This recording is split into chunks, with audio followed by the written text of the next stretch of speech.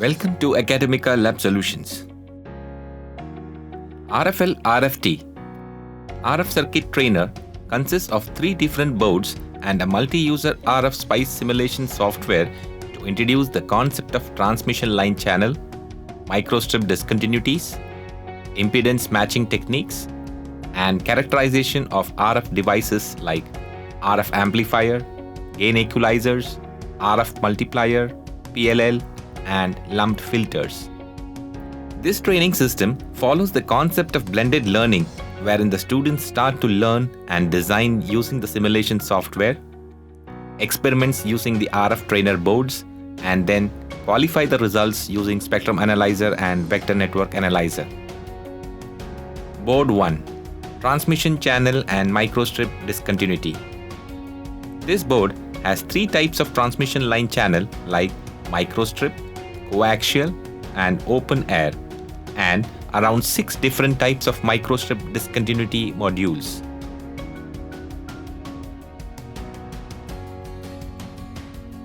A coplanar waveguide consists of a median metallic strip separated by 2 narrow slits from a finite ground plane. The conductors form a center strip separated by a narrow gap from 2 ground planes on either side. Using the RF SPICE RF circuit design software, we can simulate a CPW with ground as shown. Here, you see the S21 of the CPW line is 0 dB across the operating band, which is an ideal condition. Now, we will measure the insertion loss S21 characteristics of the practical CPW with ground using a spectrum analyzer. Set the TG output of the spectrum analyzer to 0 dBm and apply this as input to the CPW line with ground. The output port of the CPW is connected to the spectrum analyzer.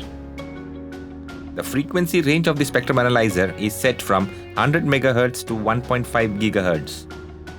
We can measure the insertion loss, which is very less across the transmission band. Set marker M1 at 400 MHz. We see minus 1.4 dB insertion loss, which is in the acceptable range. Coaxial transmission line channel. Here we use RG316 50 ohms coaxial cable. In this experiment, we will measure the insertion loss S21 of the coaxial transmission channel.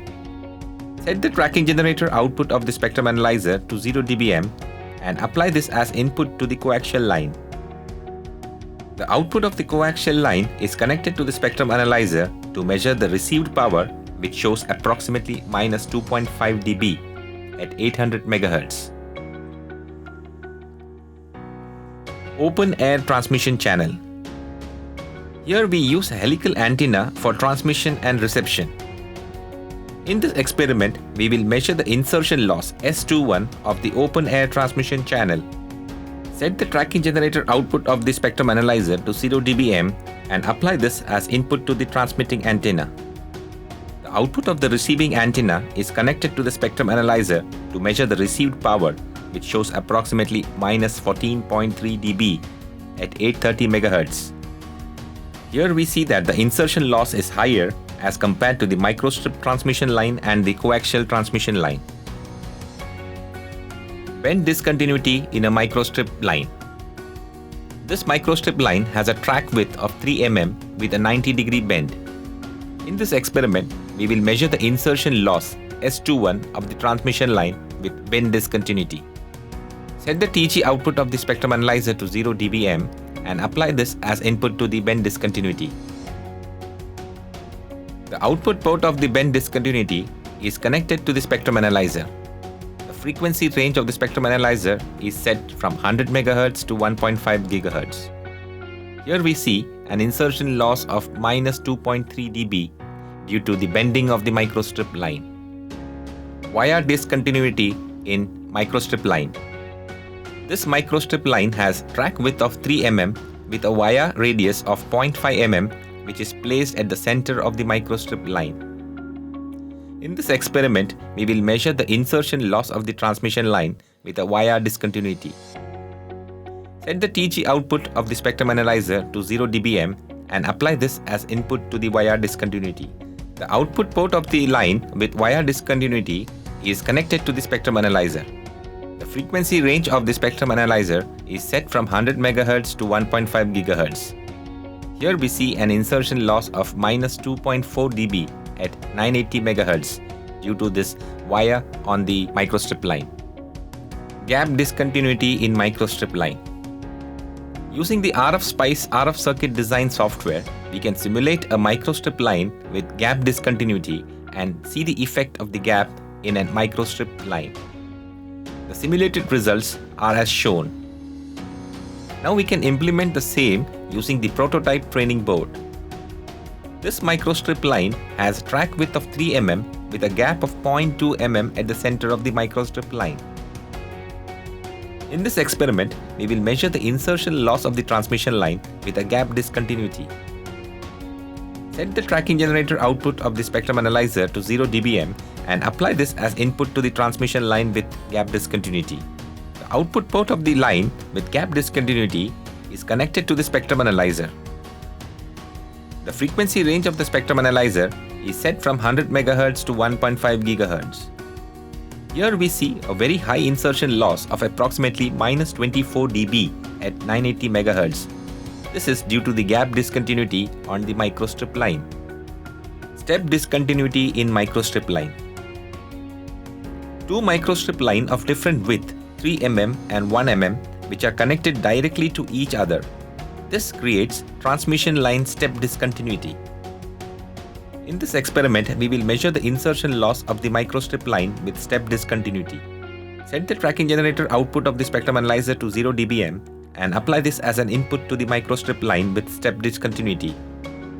The output port of the line with step discontinuity is connected to the spectrum analyzer. The frequency range of the spectrum analyzer is set from 100 MHz to 1.5 GHz. Here we see an insertion loss of minus 1.8 dB at 980 MHz. Due to the step discontinuity on the microstrip line. Board 2. RF circuits and matching architecture. This board enables the students to understand various impedance matching circuits such as L network, Pi network, and different trans-match circuits. Characterization of bias T with radial stub matching circuit. This circuit consists of a radial stub parallel to the transmission path which acts as a band notch resonator on a single layer substrate. This module is a two-port through element. In this experiment, we will measure impedance matching characteristics of bias T with radial stub. As shown, port 1 of the vector network analyzer is connected and applied to the input port of the bias T. The output port of the bias T is connected to the port 2 of the VNA. The frequency range of the VNA is set from 800 MHz to 1.2 GHz. Click the single scan button on the VNA software as shown. You can see the return loss S22 of the device, which is very good for the band of 970 MHz to 1.1 GHz. The best impedance matching is seen at 1 GHz. Refer the Smith chart on the VNA. Gives us a clear understanding of the impedance matching over the operating band. Characterization of DC bias T matching circuit. DC bias T is a 3-port network used for setting the DC bias point of some electronic components without disturbing other component. In this experiment, we will measure impedance matching characteristics of DC bias T. Connect the VNA to the port 1 of the DC bias module. Connect the port 2 of the DC bias module to the VNA port. That is, output from the DC bias is applied to the VNA for data display. Connect DC power supply to the port 3 of the DC bias module. The frequency range of the VNA is set from 100 MHz to 1 GHz. Click the single scan button on the VNA software as shown. We can see the return loss S22 of the device, which is good for the entire band of 100 MHz to 1 GHz. Refer the Smith chart on the VNA. It gives us a clear understanding of the impedance matching over the operating band. Now, turn on the power supply to apply DC bias to the circuit. You see that there is no change in the S22 plot, which implies that The DC signal is blocked by the inductor in the circuit. Characterization of L matching network. The L network is a simple LC circuit which is used to match a wide range of impedance in RF circuits. It is used for impedance matching over a narrow frequency band. In this experiment, we will measure impedance matching characteristics of L matching network. Connect the VNA to the port 1 of the L matching network. Connect the port 2 of the L matching network to the VNA port 2. The frequency range of the VNA is set from 950 MHz to 1.1 GHz.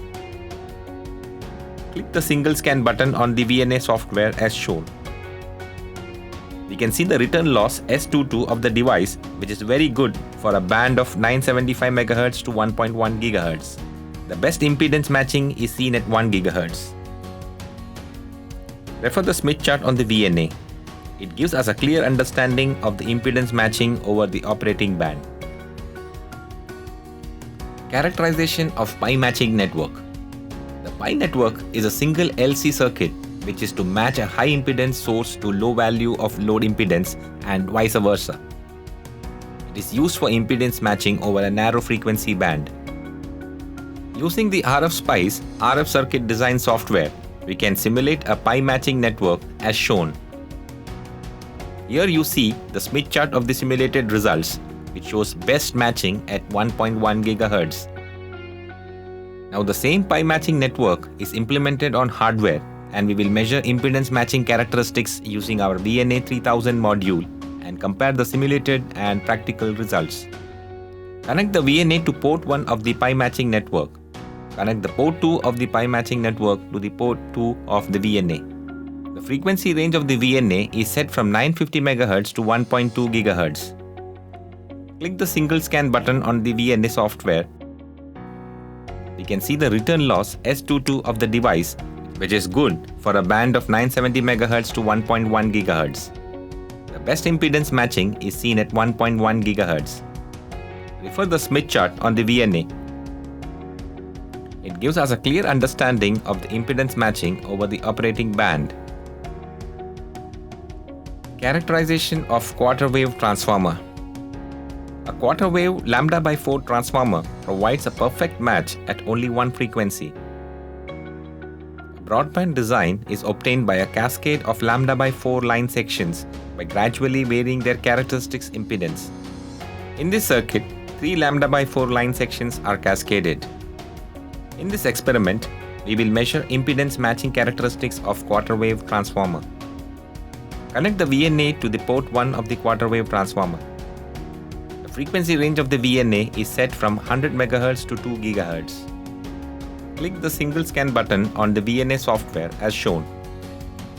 We can see the return loss S11 is good across the selected band. Refer the Smith chart on the VNA. It gives us a clear understanding of the impedance matching over the operating band. The best matching is seen at 335 MHz, 985 MHz, and 1.5 GHz. From this, we infer that a wideband impedance matching is obtained using the quarter wave transformer matching circuit. Characterization of stub matching network. Stub matching networks are used to match any complex load to a transmission line. In this circuit, we have a shorted stub connected in parallel with the transmission line at a distance of 30 mm. In this experiment, we will measure impedance matching characteristics of shorted stub. Connect the VNA to the port 1 of the stub matching circuit. The frequency range of the VNA is set from 700 MHz to 1 GHz. Click the single scan button on the VNA software as shown. You can see the return loss S11 is good across the band of 850 MHz to 950 MHz. Refer the Smith chart on the VNA. It gives us a clear understanding of the impedance matching over the operating band. The best matching is at 900 MHz. Board 3. RF active devices and circuits. Gain measurement of a RF power amplifier. This RF power amplifier has 3 terminals. Terminal 1 and 2 are the RF input and RF output respectively, and terminal 3 is the DC bias. It also has an input and output matching circuit at the output and input stage of the power amplifier. Using the RFSpice RF circuit design software, we can simulate RF power amplifier circuit as shown. Here you see the simulated gain S21 of the amplifier is 24 dB at 500 MHz. Now, the same RF power amplifier is implemented on hardware, and we will measure the gain S21 of the power amplifier using a spectrum analyzer, compare the simulated and practical results. As shown, connect the DC power supply provided along with the system. Set the tracking generator of the spectrum analyzer to -25 dBm and apply it to the input port of the amplifier. The output port of the amplifier is connected to the spectrum analyzer. The frequency range of the spectrum analyzer is set from 100 MHz to 1 GHz. Turn on the power supply. This provides a 5V DC to the bias terminal of the amplifier. Now, the output of the amplifier is approximately -1.2 dBm at 500 MHz. The plot indicates that there is a gain of around 23.8 dB at 500 MHz. Investigate the response of the amplifier across the frequency band and analyze the result. Characterization of RF gain equalizer. The RF gain equalizers are commonly known as special attenuators that have a frequency response that is intentionally not flat. The most common usage of equalizers is to fix the problem of wideband microwave system. In this experiment, we will see how a RF gain equalizer can flatten the gain of a broadband amplifier. As shown, connect the DC power supply provided along with the system. Set the tracking generator of the spectrum analyzer to -25 dBm and apply it to the input port of the amplifier. The output port of the amplifier is connected to the input port of RF equalizer. The output of RF equalizer is connected to the spectrum analyzer. The frequency range of the spectrum analyzer is set from 100 MHz to 1 GHz. Apply a 5V DC to the amplifier by turning on the power supply. Now, the output of the amplifier is approximately -3.94 dBm at 500 MHz. This is gain of the amplifier, approximately 21 dB at 500 MHz. Here you can see the response of the amplifier gain is flat compared to that without the equalizer circuit. Characterization of a frequency multiplier. A frequency multiplier is a two-port device that generates an output signal whose output frequency is a harmonic of its input frequency. This is second harmonics multiplier circuit. In this experiment, we will measure the output of the frequency multiplier. Set the TG output of the spectrum analyzer to 0 dBm with TG frequency set at 50 MHz continuous wave. This is applied as input to the frequency multiplier. The output port of the frequency multiplier is connected to the spectrum analyzer. The frequency range of the spectrum analyzer is set from 10 MHz to 120 MHz. The spectrum analyzer will display 100 MHz output frequency, which is double of input frequency. This verifies the functionality of the circuit. Characterization of lumped low-pass filter. This is LC Butterworth LPF, which consists of a series inductor and shunt capacitor ladder with 7th order. In this experiment, we will measure the cutoff frequency of lumped LPF. Set the tracking generator of the spectrum analyzer to 0 dBm and connect to port 1 of the lumped LPF. Connect port 2 of the lumped LPF module to the spectrum analyzer. Set the frequency range of the spectrum analyzer accordingly. The display trace on the spectrum analyzer shows the insertion loss, S21. Apply markers as shown and find the cutoff frequency of the low-pass filter. Characterization of phase lock loop, PLL. A PLL is a control system that generates an output signal. Phase is related to the phase of an input signal.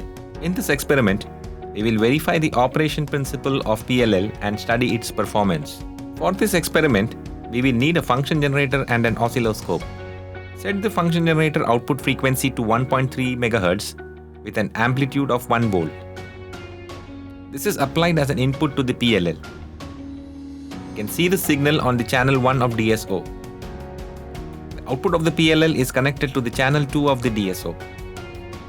Here you can see the input and output waveform. Change the input frequency and see the output of the PLL. Here you see that the PLL is locked at 1.3 MHz. Now, change the phase of the input signal from 0 degree to 180 degree. At the output of the PLL, you see that the phase remains locked. This way, you can test the performance of the PLL. Thank you for watching this video. For any further information, please feel free to contact us at info@academica.in or WhatsApp at 9004 904462.